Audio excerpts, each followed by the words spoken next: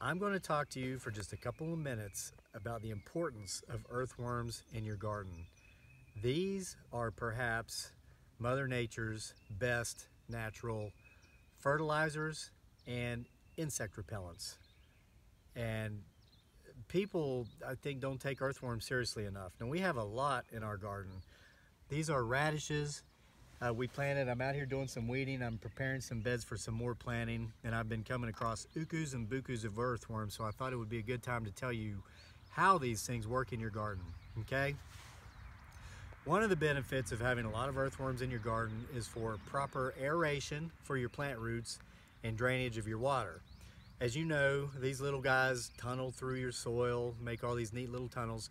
Well, those tunnels remain relatively intact because of the mucus the worm spreads to the soil as it travels through the soil. It works like a cement.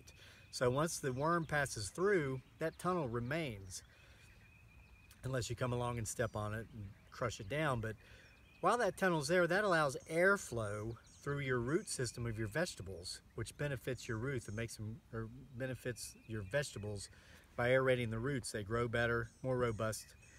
Then also when it rains, your soil doesn't retain that rain and that moisture because it drains down through the tunnel system, and it drains down more evenly, so your plants are actually watered better. So that's how earthworms help with aeration and filtration. Fertilizer, okay? You've probably heard the term worm castings. What is a worm casting? A worm casting is a prettier term for worm poop, okay? Worm poop. As worms go through eating soil and organic material such as plants, grass cuttings, leaves, bark, anything you put in your compost pile, they poop out castings. They look like little tiny miniature footballs. They're very high nitrogen, but not so high to where they're dangerous and they'll burn up your plants. So that's how they work as a natural fertilizer. Now, thirdly, a huge benefit is worms work as a natural pesticide, and here's how.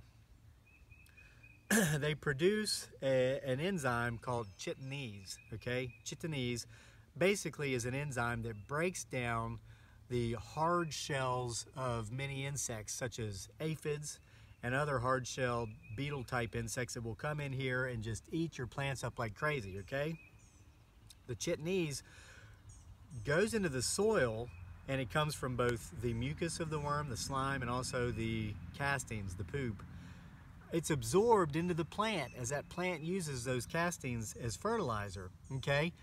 The process of chitinization occurs inside the plant. Now what happens is an aphid comes along and tries to eat that plant. The chitinase works like an acid in the stomach of the aphid or the other hard-shelled insects, and it basically dissolves the insect's stomach, and that insect dies, and it's a pretty quick process. So if an aphid were to land on your radish and try to start eating the leaf, and the worms have been in there chitinizing your soil and your plant, that aphid's going to die before it has time to eat up your garden. So that's how these worms work as a natural insect repellent. So you've got aeration, drainage, you've got fertilization, and you've got natural pest repellent, all from earthworms, okay? Now earthworms are apparent in most soils, but if your soils are low in earthworm population, it's really easy to get them in. And we do this on a regular basis. We don't waste food, because if you waste food, you waste money, but we, like most people, have leftovers, and unfortunately sometimes we'll leave stuff in the refrigerator too long before we get around to eating it, like this broccoli, okay, that's not very crisp. Remember your eggshells also, and my wife eats a lot of rice. And I eat rice too, but she eats most of it, more than me. So it's organic in nature, so it works as good compost. And then we were doing some weeding out here. Weeds work as compost. Later today, we're going to be transferring some redbud seedling or saplings into these rows that we prepared. And so while we're preparing our rows, I've lost my tools. Here it is. We'll take whatever compost we have from the night before, and we just work it into the soil. I mean, you don't have to be too fancy with it. You know, it takes months and months to decompose anyway, but we'll work it into the soil as we go. And now in the winter, in the colder months, we have an actual compost pile where we'll compost, but we like to do this as we go. And now over time this will decompose, but this will decompose quicker because of the earthworms, and this will also lure earthworms into our gardening space. Now this particular space is very high in earthworms because last year we used this as a rabbit pen. We relocated our rabbits, and that's another story for another time too, and we'll tell it when we're reintroducing the rabbits to the homestead.